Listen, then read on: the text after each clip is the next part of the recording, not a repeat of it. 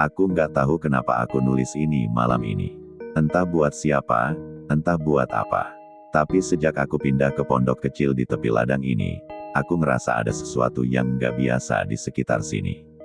Awalnya kupikir cuma perasaan karena tempatnya sepi banget. Bayangin aja, kiri kanan cuma ladang luas, di ujungnya hutan lebat yang kayak nggak pernah diam. Anginnya dingin, tapi bukan dingin biasa, rasanya kayak nembus ke tulang. Kadang ada suara kayak orang nyapu di luar, padahal nggak ada siapa-siapa. Aku tinggal di sini sendirian.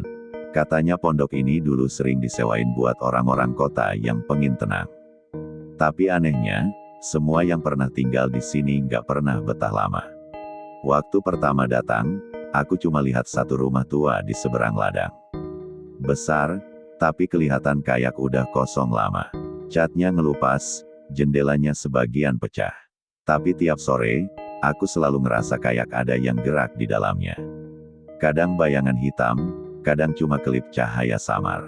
Aku sempat nanya ke warga waktu belanja di warung dekat jalan raya. Ibu penjaga warung cuma bilang, jangan sering mandang ke arah sana, nak. Aku ketawa waktu itu, mikirnya cuma mitos desa. Tapi malam pertama, aku mulai ngerti maksudnya. Sekitar jam 11, waktu aku lagi ngetik di laptop, tiba-tiba semua suara di luar berhenti. Nggak ada jangkrik, nggak ada angin, hening banget, sampai napasku sendiri terdengar berat. Lalu dari arah ladang, aku dengar suara langkah kaki di tanah becek. Pelan, satu-satu, makin dekat. Aku buka gorden pelan-pelan, tapi nggak ada siapa-siapa. Ladangnya kosong, cuma kabut tipis yang nempel di rumput. Tapi anehnya, jejak kaki itu berhenti tepat di depan jendela pondokku. Kecil, kayak jejak anak-anak. Tapi panjang, lebih panjang dari ukuran manusia biasa. Aku nggak bisa tidur malam itu. Besok paginya, aku coba lihat lagi jejak itu. Nggak ada, tanahnya kering, kayak nggak pernah diinjak. Aku mulai ngerasa aneh, tapi kupaksain tenang. Kupikir mungkin cuma mimpi setengah sadar. Tapi malam berikutnya, kejadian yang sama terulang. Kali ini suaranya lebih banyak. Langkah kaki dari arah ladang, tapi yang bikin bulu kudukku berdiri, suara itu berhenti di teras. Lalu 3 ketukan pelan di pintu. Tok, tok, tok. Aku diam. Jantungku berdetak keras. Aku mau teriak, tapi tenggorokanku kaku. Akhirnya aku beranikan diri buka pintu. Kosong, tapi bau tanah basah bercampur kemenyan nyeruak ke dalam. Aku yakin banget tadi nggak ada yang bakar apa-apa di luar. Sejak malam itu, aku jadi lebih peka sama suara-suara kecil di sekitar rumah. Kayak ada bisikan lembut di sela angin. Kadang nyebut namaku pelan, Arya. Aku sempat rekam pakai HP, tapi pas diputar ulang, suaranya hilang. Hari keempat, aku coba tulis buat nguatin diri. Tapi setiap kali aku buka laptop, kursor ngetik sendiri, pergi. Aku pikir error, tapi pas aku matiin listrik dan buka buku catatan, halamannya kebuka di bagian kosong. Dan ada tulisan samar di kertasnya, jangan teruskan. Tulisannya bukan tanganku, hurufnya miring, dan kayak ditulis pakai tinta yang udah kering bertahun-tahun. Aku coba hapus, tapi bekasnya tetap kelihatan. Malamnya, suara langkah itu datang lagi. Tapi kali ini bukan di luar. Dari dalam dapur, aku nyalain lampu, lari ke arah suara. Kosong, tapi piring di meja jatuh sendiri. Dan di lantainya, ada lumpur basah, bentuk telapak kaki yang sama seperti di luar jendela dulu.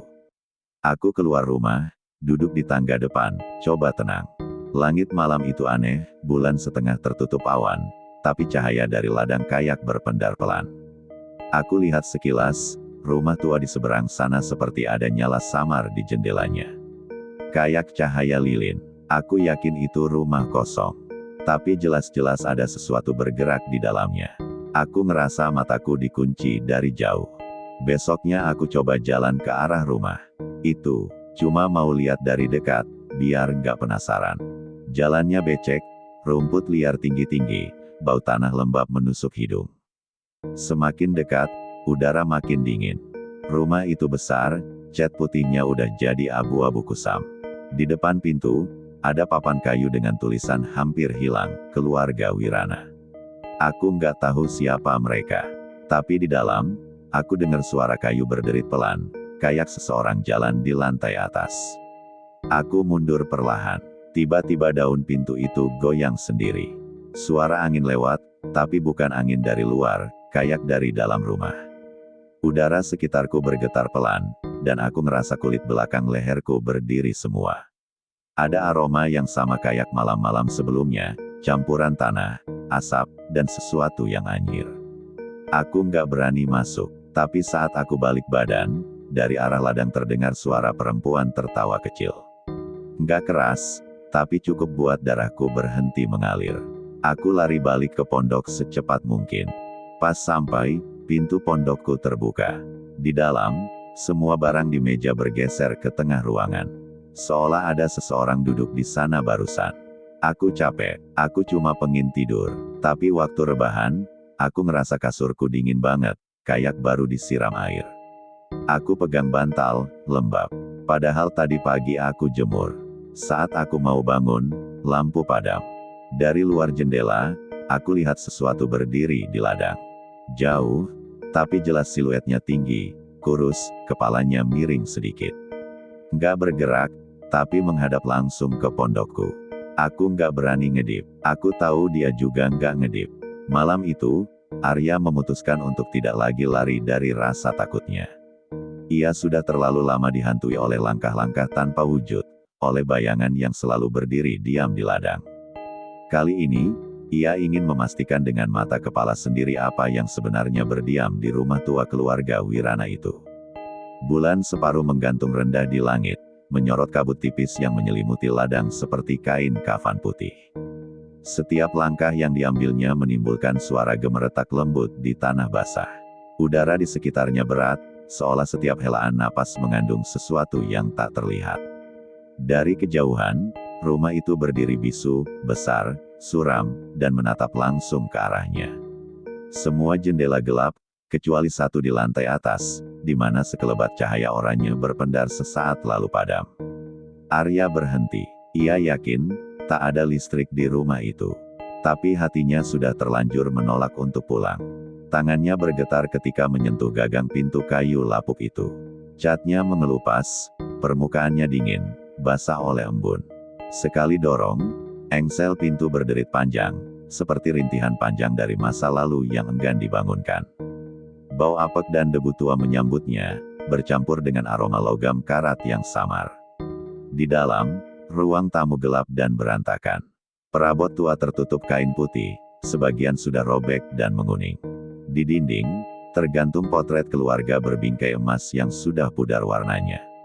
Wajah mereka kaku, tanpa senyum, mata-mata hitamnya seolah mengikuti langkah Arya yang perlahan masuk. Ia menyalakan senter kecil di ponselnya. Cahayanya menembus debu, menari di udara seperti kabut tipis yang terbangun dari tidur panjang. Setiap langkah menimbulkan suara kayu yang berderit.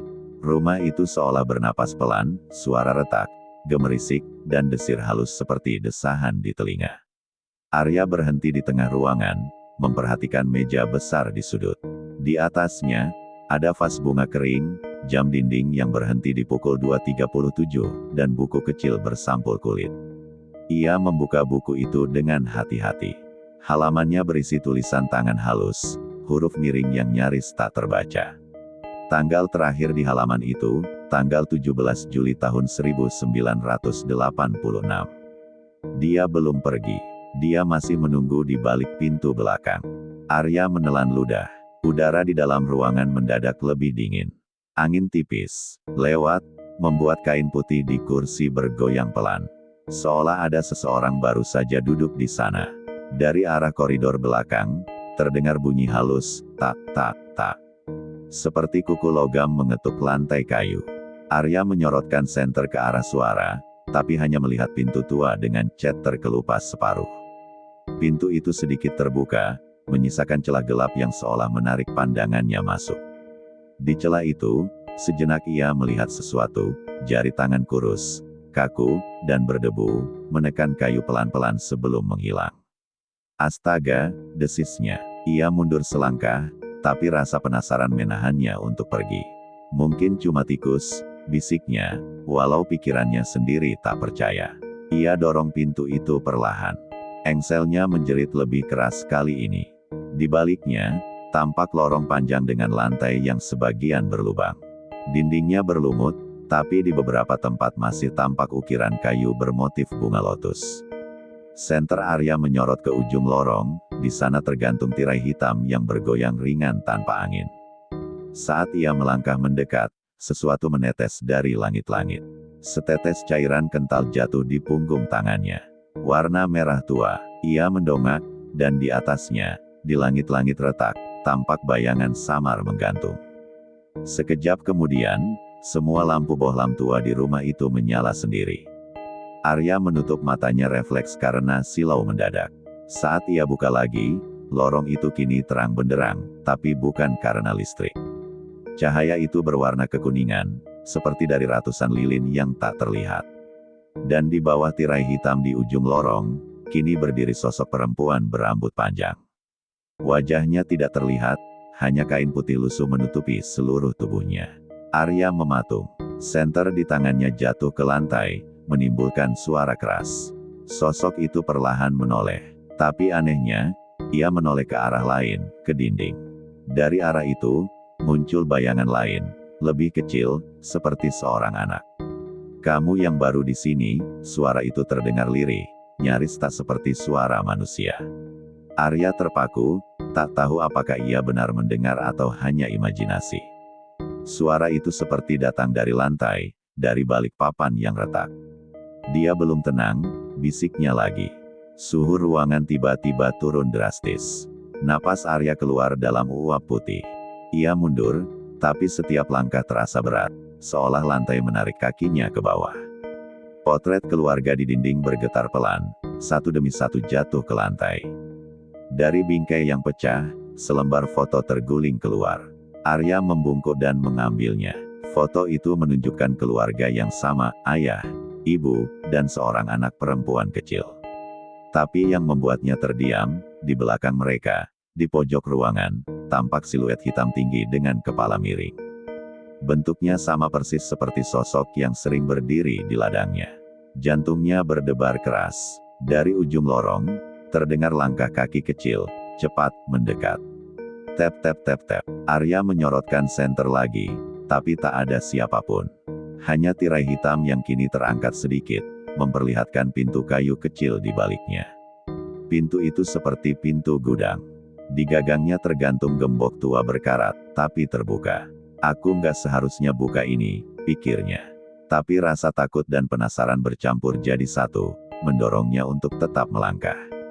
Ia dorong pintu itu, perlahan. Udara dari dalam ruangan begitu dingin, menusuk tulang. Cahaya senter menyorot ke bawah tangga kayu spiral, turun ke kegelapan.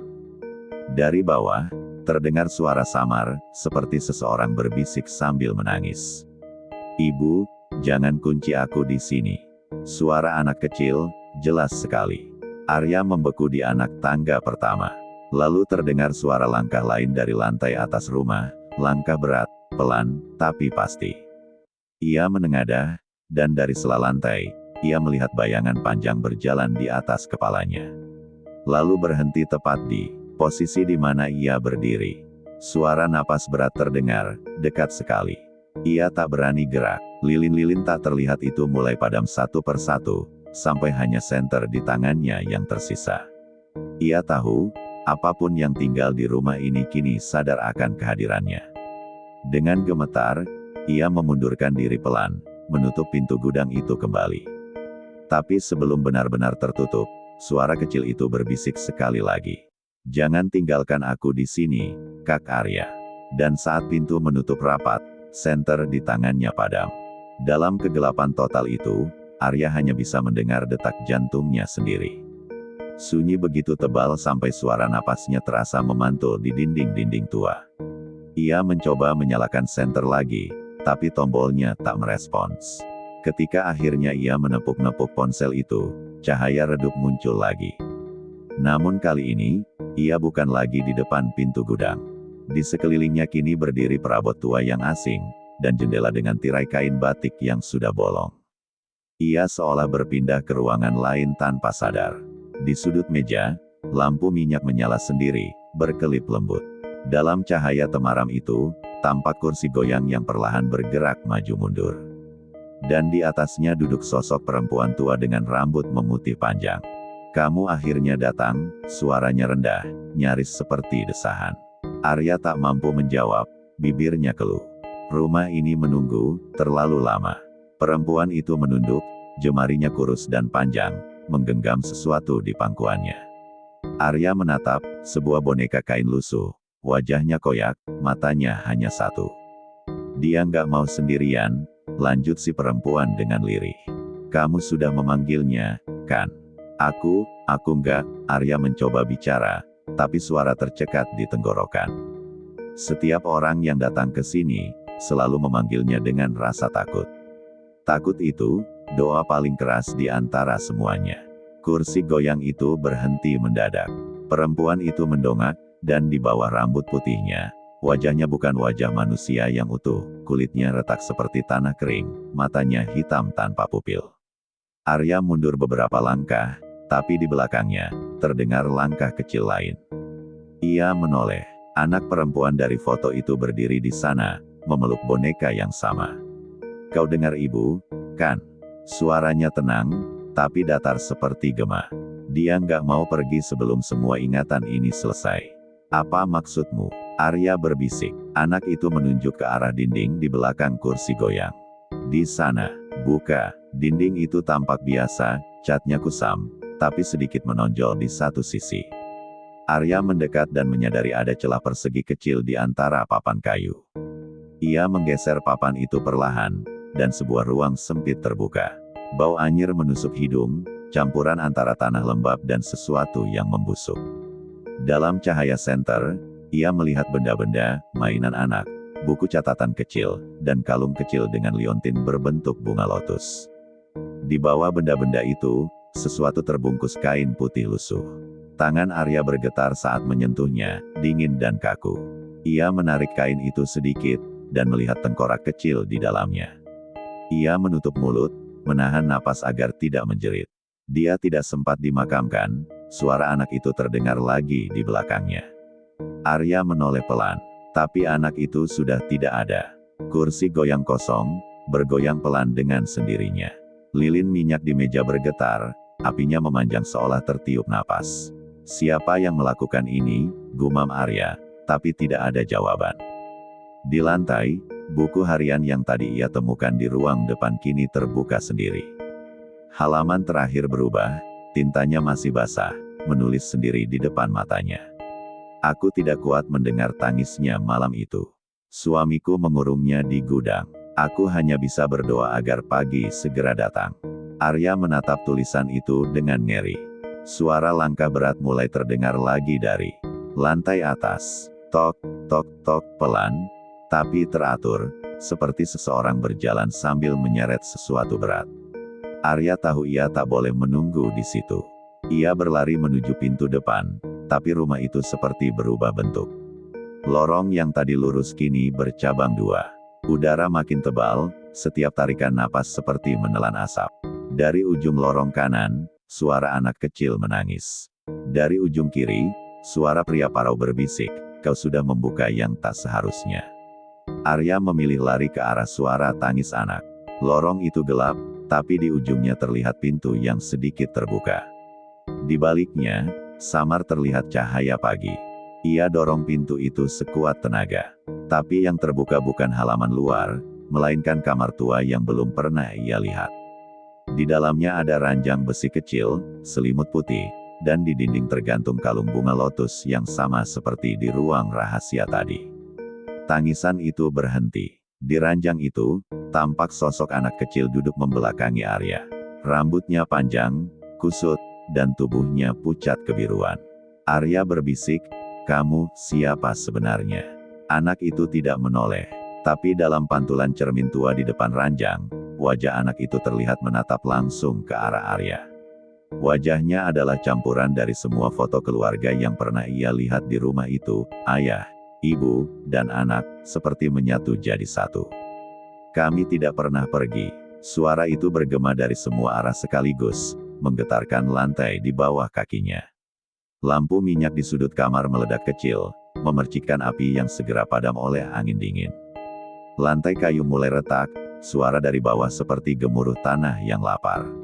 Arya berlari ke pintu, tapi gagangnya lenyap, hanya dinding polos di depannya. Ia berbalik, tapi kamar itu sudah berubah. Kini hanya ada satu meja, satu kursi, dan buku harian terbuka di atasnya.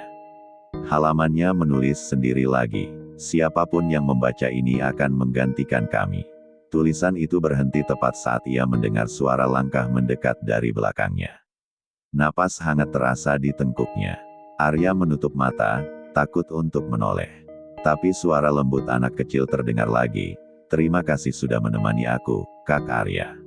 Semua menjadi gelap, waktu berjalan tak tentu. Ketika ia membuka mata lagi, ia sudah berada di teras rumahnya sendiri di pondok tepi ladang. Matahari pagi menembus kabut, membuat semuanya tampak seperti mimpi buruk yang sudah berakhir. Tapi tanah di bawah tangganya basah, seolah baru digali. Di atasnya tergeletak benda kecil, kalung bunga lotus. Ia menatapnya lama, tak tahu apakah harus memungutnya atau membiarkannya di sana. Hari-hari berikutnya berlalu dalam kabut pikirannya sendiri. Arya mencoba menulis, tapi setiap kali membuka laptop, kursornya berulang kali menulis satu kalimat, "Rumah itu tidak kosong." Ia berhenti makan, jarang tidur, dan kadang mendengar langkah kecil di lantai pondoknya setiap malam. Warga desa menemukan pondok itu seminggu kemudian, kosong, dengan pintu terbuka lebar. Di dalamnya, di meja kayu, mereka menemukan buku catatan lusuh dengan tulisan tangan yang bukan milik siapapun yang dikenal. Halaman terakhir berhenti di kalimat, "Kalung itu sudah aku kubur di bawah pohon di depan rumah keluarga Wirana." Tapi ketika warga ke sana, mereka tidak menemukan apa-apa. Rumah tua itu sudah rata dengan tanah, terbakar dalam api tanpa sebab malam sebelumnya. Dan di tengah abu yang masih hangat, berdiri kalung bunga lotus, berkilau seolah baru saja ditinggalkan.